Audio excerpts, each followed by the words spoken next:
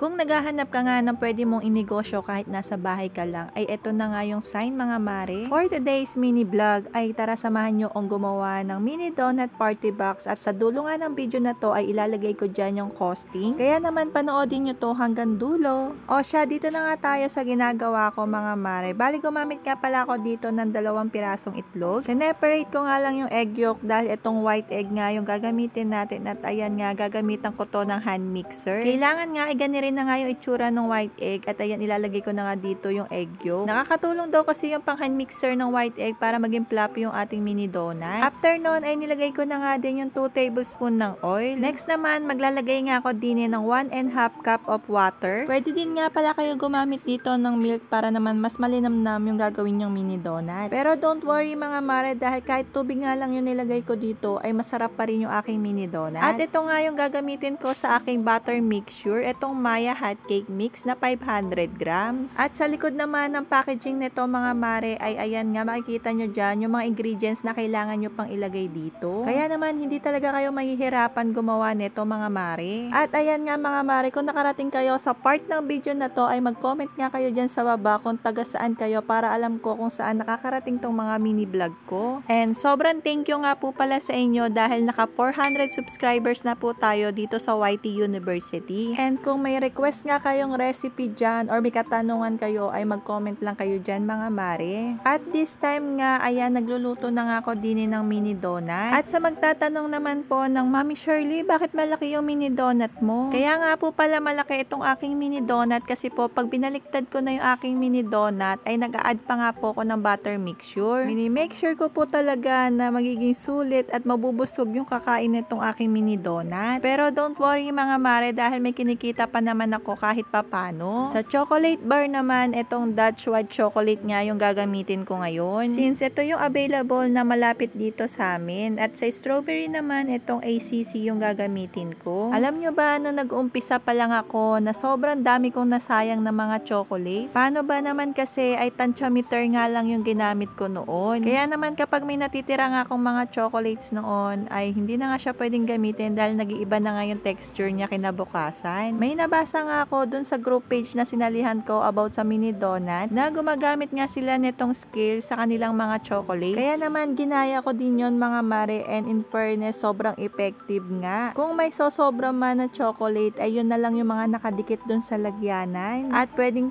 na nga lang din simutin yun dahil hindi nga nakakaumay. At sa magtatanong naman kung saan ko nabili itong aking mga chocolate bar, available nga pala to sa Orange app, and kung may malapit na bake shop supply sa inyo ay for sure meron din sila nito. At this time nga mga mare, ayan minelt ko na nga tong white chocolate dahil nga gagamitin ko to sa mga lettering. Etong silicone molder nga pala na to ay sa Orange app ko nga lang pala to nabili. At sa maghahanap naman ng link nito ay mag-comment ka nga lang dyan ng silicone molder. After ko nga gawin tong mga letters ay eri na nga ito namang strawberry yung aking minel. At this time naman ay magdidip na nga ako ng aking mini donut. Repeat procedure nga lang hanggang maidip na lahat ng mini donut. Next naman na ginawa ko ay tinanggal ko na nga itong mga letters dito sa silicone molder. Nilagay ko nga pala to sa rep ng mga 1 minute para naman mapabilis yung pag-set ng ating chocolate dito sa silicone molder. Mga mare, na-experience nyo na din ba na hindi kayo magkasundo ng chocolate bars na ginagamit nyo? Yung tipong okay naman yung ginawa mo, sinunod mo naman yung procedure pero hindi siya nag-melt ng maayos. O diba may ganon mga mare? Mag-comment nga kayo dyan kung na-experience nyo na din yun. O siya, bumalik na nga tayo din sa ginagawa ko mga mare. At this time nga ay nagde-design na ako ng aking mini donut. And pagpasensyahan nyo na yung pagde-design ko dito dahil hindi naman ako professional. Ito lang talaga yung carry ng mga kamay ko mga mare. Sa pagde-design naman ng mini donut ay kailangan nga maging creative ka at syempre mag-search ka din mare para naman magkaroon ka ng ibang idea sa pagde-design. And after nga mag-set ng mga chocolate dito sa mini donut and for the packaging na ang aking mini donut. And this time naman mga mare ay ito na nga yung pinakahihintay ng lahat. At ito na nga yung costing dito sa aking mini donut party box. Nakalagay na nga dyan lahat ng details, and kung may kulang pa nga dyan ay mag-comment lang kayo. And i-post nyo na lang din para naman mabasa nyo lahat ng nakalagay dyan. And kung nagustuhan nyo nga ang video na to, please like, share, and subscribe. Yun lang muna. Salamat sa panonood!